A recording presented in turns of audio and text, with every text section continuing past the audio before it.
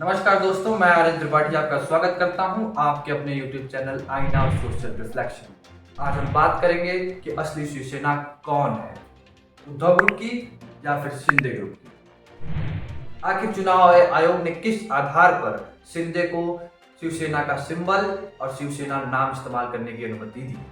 आज हम बात करेंगे उद्धव ठाकरे ने जो याचिका लगाई है सुप्रीम कोर्ट के अंदर, उस पर क्या निर्णय आ सकता है। आपको याद होगा 22 जून 2022 का वो दिन जब एकनाथ शिंदे ने बगावत की थी शिवसेना से, तत्कालीन शिवसेना से, उद्धव ठाकरे से, और आरोप भी लगाए थे कि उद्धव ठाकरे नेताओं की, विधायकों की पहुंच से बाहर रहते हैं, वह शिव सैनिकों की नहीं सुनते हैं, वो महाविकास अघाड़ी के अन्य सदस्यों की ही सुनते हैं। इस आधार पर एकनाथ शिंदे ने पार्टी से बगावत की और कुछ विधायकों के साथ इस बगावत का बिगुल छेड़ दिया। एकनाथ शिंदे के साथ सर्वाधिक विधायकों का समर्थन था। उन्होंने भाजपा की मदद से सरकार बनाई और खुद मुख्यमंत्री पद पर जा बैठे। इसी के साथ उन्होंने सर्वाधिक विधायक होने के कारण उन्होंने शिवसेना पर भी अपना दावा ठोका। चुनाव आयोग में इस बात को कहा कि हमें शिवसेना नाम इस्तेमाल करने की अनुमति मिले और शिवसेना का सिंबल भी इस्तेमाल करने की अनुमति मिल जाए।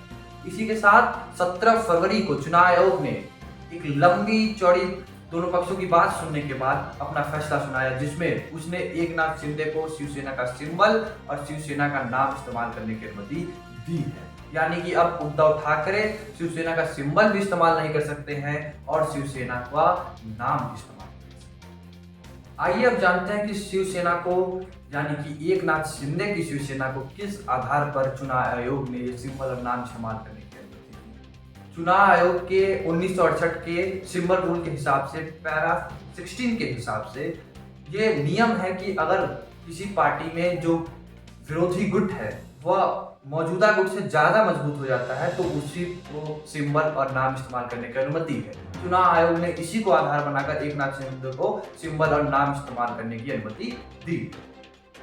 अब जो उद्धव ठाकरे हैं उनको इस बात से आपत्ति है। उन्होंने चुनाव आयोग पर आरोप लगाया है कि चुनाव आयोग को भंग कर देना चाहिए और चुनाव आयुक्त का चुनाव सीधे जनता द्वारा करना चाहिए। उन्होंने इसी को मुद्दा बनाकर सुप्रीम कोर्ट में याचिका दाखिल की है कि यह जो आदेश है चुनाव आयोग का, इस पे रोक लगा दी जाए। बीते 22 फरवरी को 3 जजों की पीठ ने, जिसका नेतृत्व डीवाई चंद्रचूड़ यानी कि हमारे मुख्य न्यायाधीश कर रहे थे, उसमें उन्होंने उद्धव की याचिका को खारिज करते हुए चुनाव आयोग के फैसले को जारी रखने की बात की। उच्चतम न्यायालय में भी ये मसला गया था। वहां पे उन्होंने 2 हफ्ते का समय शिंदे गुट को और चुनाव आयोग को अपना पक्ष रखने के लिए दिया है और 1 हफ्ते का समय उद्धव को अपनी बात रखने का मौका दिया गया है।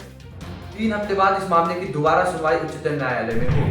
शिवसेना में आई आंधी की धुंध अभी छटी नहीं है। उद्धव ठाकरे की याचिका पर सुनवाई करते हुए सुप्रीम कोर्ट ने सारी संपत्तियों के अधिकार को एकनाथ शिंदे गुट को सौंपने की बात नहीं कही। अब ये सारी संपत्तियां उद्धव के साथ ही है। इस वीडियो की अगली कड़ी में हम जानेंगे कि बाला साहब ठाकरे ने शिवसेना को कैसे बनाया और उसकी अभी तक की क्या जर्नी है, कितने बार वो टूटी, कितने बार बिखरी, सब जानेंगे। बस जुड़े रहिए हमारे साथ आईना सोशल रिफ्लेक्शन। धन्यवाद।